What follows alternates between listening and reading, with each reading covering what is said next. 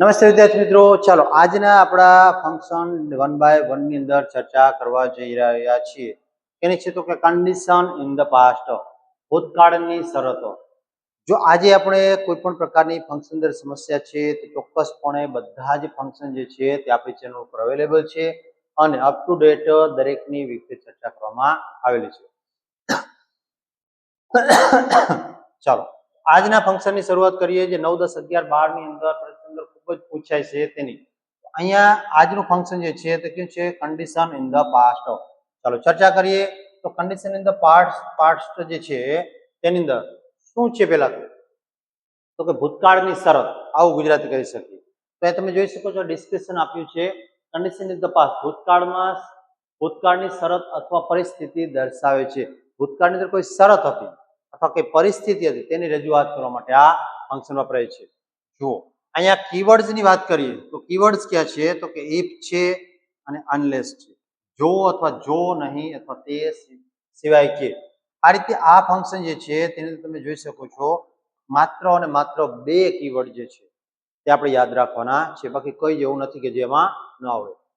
ત્યાર પછી ડાયરેક્ટ આપણે આપણા ઉપયોગની ચર્ચા કરીએ તો શું કીધું કે યુઝિંગ ઇફ નો ઉપયોગ કરી અને આ ફંક્શન છે તે કઈ રીતે રજૂ કરવામાં આવે છે તે જોઈએ. તો અહીંયા જુઓ જોઈએ આપણી પાસે શું કીધું કે ઇફ જે છે તે શું દર્શાવે છે? તો ઇન્ટ્રોડ્યુસ અ કન્ડિશન. એક કન્ડિશન છે, એક શરત જે છે તેની રજૂઆત કરે છે અથવા તો વર્ણવે છે એમ કહી શકીએ આપણે. તો જુઓ અહીંયા વાક્ય રચના કેવા પ્રકારની છે? તો કે ઇફ હશે, ત્યાર પછી પાસ્ટ કન્ડિશન હશે અને રિઝલ્ટ હશે. તો અહીંયા પહેલા ઇફ ની સાથે એક ભૂતકાળની કોઈ શરત હશે અને એ શરતના આધારે શું પરિણામ આવ્યું છે તે દર્શાવવા માટે આ વપરાય છે. જુઓ એક્ઝામ્પલ જોશો એટલે ખ્યાલ આવશે. if I was tired, I went to bed early. જો હું થાકી ગયેલો હતો તો I went to bed early, તેથી હું શું કે તો હું વહેલો સૂઈ ગયો. બરાબર. તો તમે જુઓ છો કે આ જે છે પાસ્ટની કન્ડિશન છે કે ભૂતકાળમાં હું થાકી ગયો, I went to bed early, તેથી હું વહેલો સૂઈ ગયો. આ શરત છે અને આ છે તેનું પરિણામ. થાક્યો તો પરિણામ શું આવ્યું? તો કે સૂઈ ગયો વહેલા. પર અહીંયા કન્ડિશન છે, આ શરતને આધીન આ ઘટના જે છે તો પરિણામ છે તે મળે છે આપણને. પછી ઇફ ઇટ રેન્ડ, જો વરસાદ આવ્યો હતો, વી સ્ટેડ એટ હોમ. અથવા તો અહીંયા કઈ ભૂતકાળનું છે, જો વરસાદ આવ્યો તો અમે ઘરે રહ્યા. વી સ્ટેડ એટ હોમ, અમે ઘરે રહ્યા. તો અહીંયા પણ જુઓ છો કે આ ભૂતકાળની ઘટના છે અને આ તેનું પરિણામ છે. તો કે ઘરે શા માટે રહે? તો કે વરસાદ આવે એટલા માટે. જો આવ્યો તો અમે રહે તેમ. પછી કે છે if she was sick, she stayed at home. બીમાર હતી તો ઘરે રહી. પછી ઇફ હી હેડ ટાઈમ, જો તેની પાસે ટાઈમ હોત તો વી વિઝિટેડ હિઝ ફ્રેન્ડ, મેં તેના મિત્રોની મુલાકાત કરી હતી. અહીંયા તમે જુઓ છો કે 2 ઘટનાઓ જે છે, એક ભૂતકાળની ઘટના છે અને તેનું પરિણામ દર્શાવતી ઘટના રજૂ કરવામાં આવે છે. તો આ રીતે ઇફ દ્વારા આ ફંક્શનને રજૂ કરવામાં આવે છે. તેના પછી વિદ્યાર્થી મિત્રો જુઓ જોઈએ આપણે ચર્ચા કરીએ તો કે ઇફ જે છે તે બીજી કઈ રીતે વપરાય છે. તો અહીંયા બીજું એક બંધારણ આપ્યું છે. પેલા સબ્જેક્ટ આપ્યું છે, સોરી ઇફ આપ્યું છે, સબ્જેક્ટ છે હેડ, પછી V3 અને પછી સબ્જેક્ટ વુડ હેવ અને V3. અહીંયા વુડ હેવ દ્વારા રજૂઆત કરવામાં આવેલી છે. બરાબર. જો અહીંયા example, if I had studied hard, જો મેં સખત અથવા તો સારી રીતે મહેનત કરી હોત તો, અભ્યાસ કર્યો હોત તો, I would have passed the examination, હું એક્ઝામ છે તે પાસ કરી શક્યો હોતો. તો ભૂતકાળની અંદર કોઈ શરતને આધીન, કોઈ ક્રિયાને આધીન જે છે તે બીજી ક્રિયા બને છે તે દર્શાવવામાં આવ્યું. સખત કાર્ય કર્યું હોત તો મને આ પરિણામ મળ્યું હોત, આવું કીધું છે.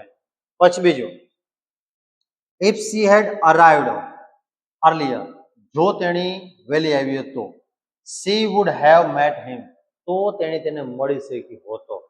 અહીંયા પણ જોઈ શકો છો તમે વુડ હેવ દ્વારા વાક્યની રજૂઆત કરવામાં આવી છે. પછી if he had worked hard, જો તેણે સખત કાર્ય કર્યું હોત તો, હી વુડ હેવ સક્સીડ, તો તે સફળ થઈ શક્યા હોતો. અહીંયા તમે જુઓ છો કે ડબલ ક્લોઝ જે છે તે દર્શાવે છે અને બીજા ક્લોઝની અંદર વુડ હેવ નો ઉપયોગ કરી અને આ વાક્ય રજૂ કરવામાં આવ્યું છે.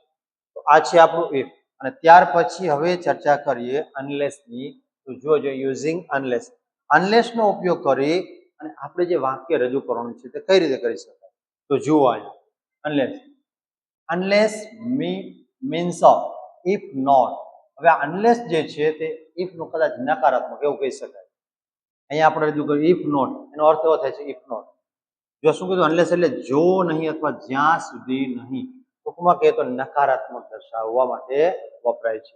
જો example, unless you study you would not pass.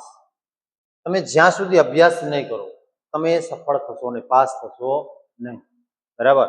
પછી કહે છે if you did not study. જો તમે અભ્યાસ નહીં કરો તો you would have not pass. તમે પાસ થશો નહીં. અહીંયા જુઓ આપણે આ બંને વાક્ય જે છે ઇફ વાળું અને અનલેસ વાળું.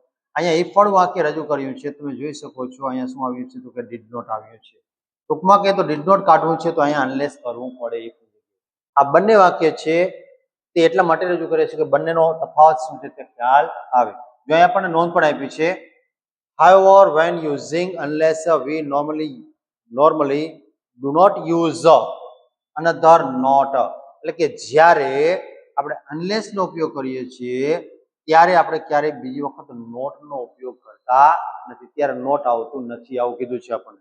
Unless clause. In the unless clause એટલે કે અનલેસ વાળું જે ક્લોઝ જે છે વાક્ય છે તેની અંદર અહીંયા બીજી વખત નોટ આવતો નથી. શા માટે એવું? તો કે અનલેસ પોતે જ નકારાત્મક ભાવ રજૂ કરે છે. બરાબર. અને એક્ઝામ્પલ ની ચર્ચા કરીએ તો ખ્યાલ આવશે. જોઈએ શું છે એક્ઝામ્પલ? તો કે પાસ્ટ કન્ડિશન વિથ અનલેસ. ભૂતકાળની ઘટના એની સાથે, તો કે અનલેસ ની સાથે. એક્ઝામ્પલ જુઓ જોઈએ. Unless it stopped raining we stayed home. જ્યાં સુધી વરસાદ બંધ ન થયો અમે ઘરે રહ્યા. જો એકના આધારે બીજી. જ્યારે આવું થયું ત્યાર પછી આવું કર્યું. આ રીતે રજૂ કર્યું છે. પછી અનલેસ હી વર્કડ હાર્ડ.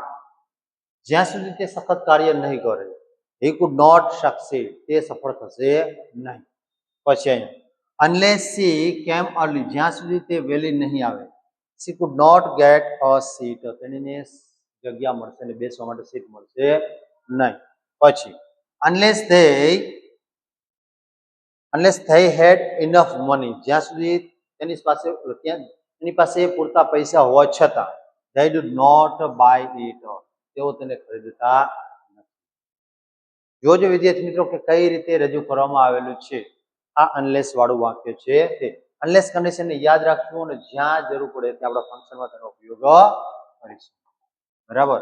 જોજો હવે આ છે આજનું આપણું આ ફંક્શન. એકદમ સિમ્પલ છે, નાનું છે ને કંઈ પણ તકલીફ વગરનું છે. માત્ર બે શબ્દો યાદ રાખવાના, ઇફ અને અનલેસ. એના દ્વારા આપણે ડાયરેક્ટ પાસ્ટ કન્ડિશન છે તે રજૂ કરી શકીએ છીએ. વિદ્યાર્થી મિત્રો, સરસ મજાનો લેક્ચર છે તે માણ્યો અને જાણ્યો છે. તો આપને એક નમ્ર વિનંતી છે કે નાની એવી કોમેન્ટ છે ચોક્કસ આપજો કે આપને આ આજનો લેક્ચર છે તે કેવો લાગ્યો. Thank you for watching this video. Okay.